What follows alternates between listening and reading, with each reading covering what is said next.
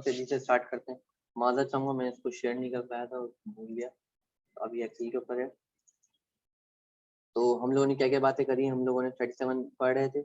37 के अंदर हम लोगों ने 37 स्टार्ट किया था। 22 ये हमारे लिए 23 पे हम लोगों ने ये पढ़ा।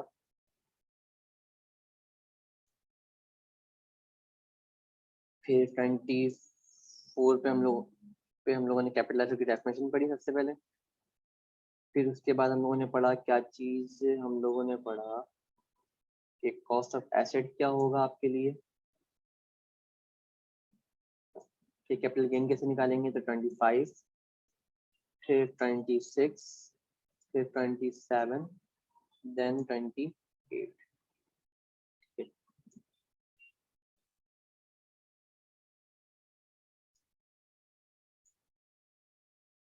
अब सेक्शन नंबर 3A पे हम आते हैं। सेक्शन नंबर 37 के सब सेक्शन 3A पे हम आते हैं।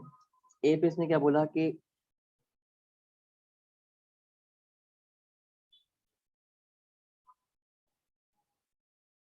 टैक्सेबिलिटी ऑफ इमूवेबल प्रॉपर्टी,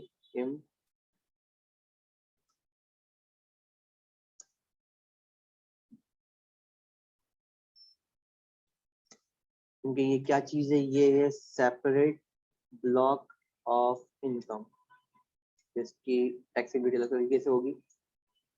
ये किसने बताया? 3A ने बताया हमें। अब 3A है क्या? स्क्रीन शेयर हो गई है। अच्छा भाई, अब सेक्शन 3A ने क्या बताया? सेक्शन 3A क्या है कि the gain arising on disposal of immovable property shall be computed in accordance with the formula. क्या फॉर्मूला दिया हुआ है कि अगर लेट से आपका होल्डिंग पीरियड जो है 1 साल के अंदर अंदर तक का है, मीन्स आपने उस प्रॉपर्टी को आपने आज एक्वायर किया और आपने 1 साल के अंदर अंदर ही बेच दी है, तो पूरा अमाउंट क्या करोगे आप? टैक्स दोगे। पूरा अमाउंट क्या आपके लिए टैक्सेबल है? पूरा 100% आपके लिए क्या कहलाएगा? वो अमाउंट टैक्सेबल है। क्लियर है बात मेरी? अब यहाँ पे ए किसको बोला इन्होंने? ए को बोला गेन को। ए इज इक्वल टू गेन। अच्छा, अब क्या है, मतलब 100% क्या हो जाएगा आपके लिए इस केस में? 100% 100% क्या हो जाएगा? टैक्सेबल हो जाएगा इस केस के अंदर। अगर होल्डिंग पीरियड क्या है, 1 साल से ऊपर है, वो 1 साल के अंदर अंदर है, तो क्या है होल्डिंग पीरियड आपका 1 साल से अंदर अंदर है, तो 100% टैक्सेबल है। फिर आपका सेकंड पॉइंट उसने बोला कि अगर लेट से आपका होल्डिंग पीरियड जो है मूवेबल प्रॉपर्टी का, ये क्या है? सेपरेट ब्लॉक ऑफ इनकम है, याद रखना दोबारा से कि अगर आपके पास इमूवेबल प्रॉपर्टी है तो होल्डिंग पीरियड अगर 1 साल से ऊपर है लेकिन 2 साल के अंदर अंदर है, अगर होल्डिंग पीरियड 1 साल से अंदर 1 साल से ऊपर है और 2 साल के अंदर अंदर है, तो आपका गेन जो है 75% टैक्सेबल होगा। 75% क्या करोगे आप? टैक्स दोगे। 75% क्या है? टैक्सेबल है। 1 साल से ऊपर और 2 साल के अंदर अंदर तो 75% टैक्सेबल है। फिर अगर 2 साल से ऊपर है और 3 साल के अंदर अंदर है तो 50% टैक्सेबल है। अगर 3 साल से ऊपर है और 4 साल के अंदर अंदर है तो 25% क्या होगा? टैक्सेबल होगा। ये सब चीजें क्या है? टैक्सेबल। क्या 100% टैक्सेबल होगा? 1 साल के अंदर है, 1 साल से ऊपर है और 2 साल के अंदर है 75%। 2 साल से ऊपर 3 साल के अंदर 50%। 3 साल से ऊपर और 4 साल के अंदर अंदर तो 25%।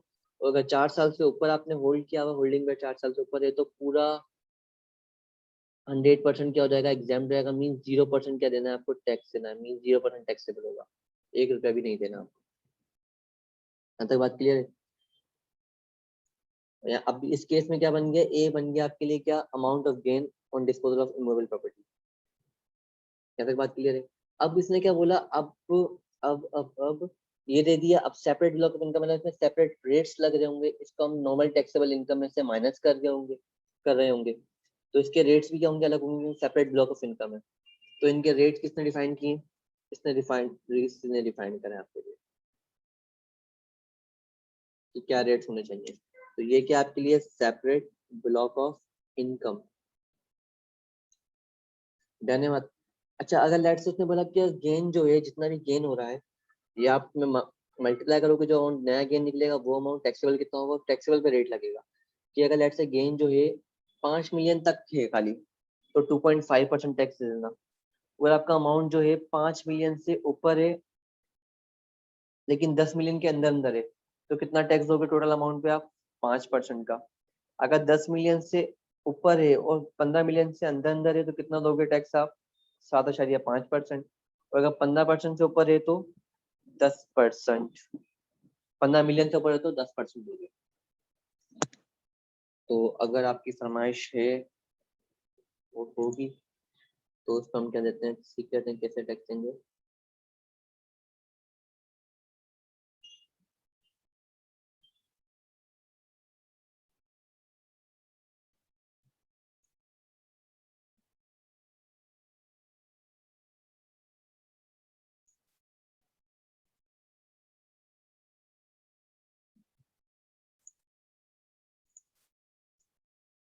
तो इस एग्जाम्पल से आपको अच्छे तरीके से क्लियर हो जाएगा कि मैं क्या बोलना चाह रहा था। अच्छा भाई, the Mr. Umaid has disposed of immovable property after holding period of 2.5 years. It was purchased 1 lakh रुपए on 1st September 2016 and is sold rupees 1.5 lakh रुपए। अच्छा, परचेज कितने की थी? 1 लाख की परचेज की थी, उसने बताया हुआ नहीं है फेयर मार्केट वैल्यू क्या चल रही है इस टाइम। अच्छा, परचेज ही की थी तब कोई इनहेरिटेंस नहीं मिली, तो इनहेरिटेंस में मिलेगी तो कौन सी लेंगे? फेयर मार्केट वैल्यू लेंगे उस टाइम की। तो कितने की परचेज करी उसने? 1 लाख का परचेज किया ऑन 1 सितंबर, और इस साल बेच रहा है टैक्स ईयर में।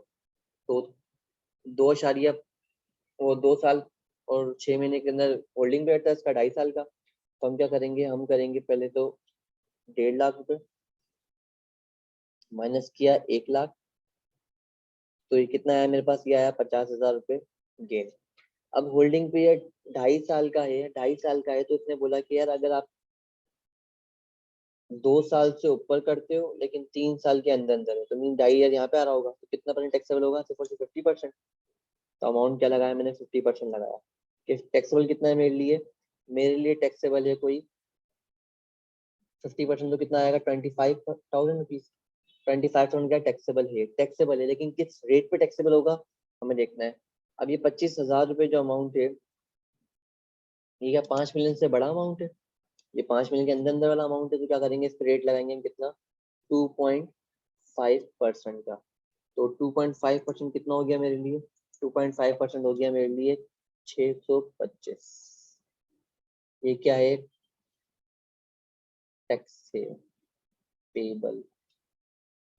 डन यहाँ तक मेरी बात? हमने सीखा किसको? इमूवेबल प्रॉपर्टी को टैक्स करना। तो 3M हम लोगों ने क्या सीखा कि इमूवेबल प्रॉपर्टी क्या होगी, किस तरीके से टैक्स होगी। ये बात क्लियर है मेरी? तो इसका मार्क्स है 29।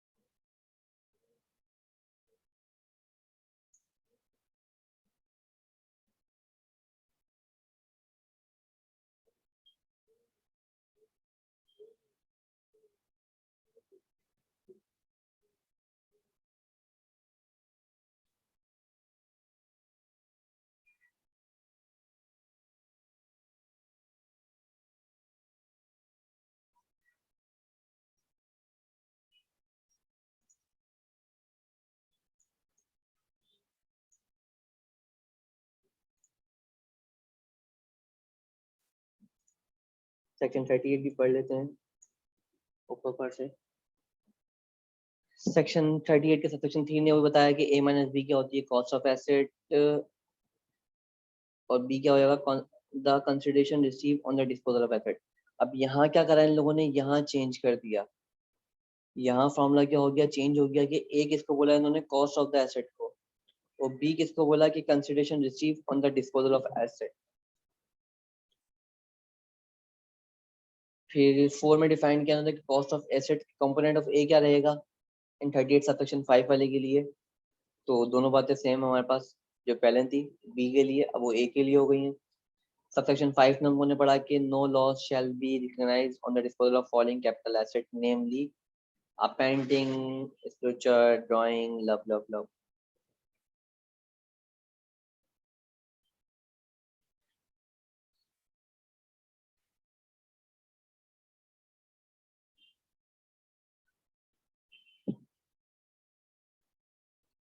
या आप लोग भी पढ़ लो एक दफा पूरा दोबारा से।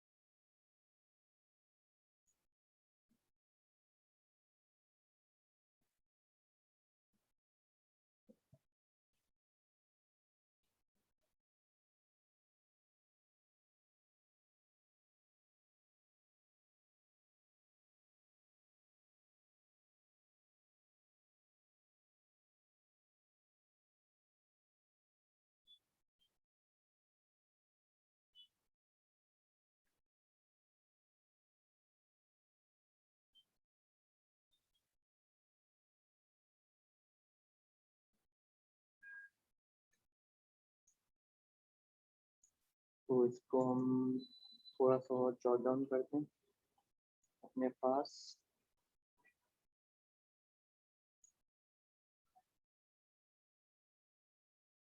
ठीक है, यही 38 चलेगा हमारे पास। 38 सबसेक्शन कौन सा था हमारे पास? सबसेक्शन था 3।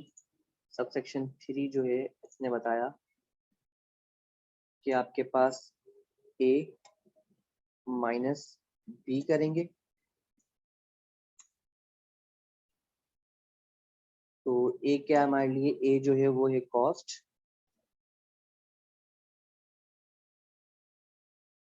जो डिफाइन करेंगे हम कौन से सेक्शन? सबसेक्शन 4 के अंदर।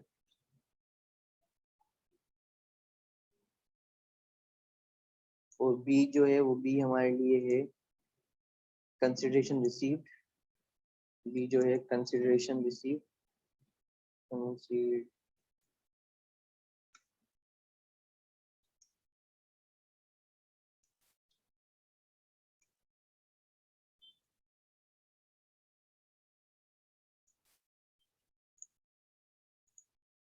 और सेक्शन 4 ने हमें बताया कि कॉस्ट क्या होती है।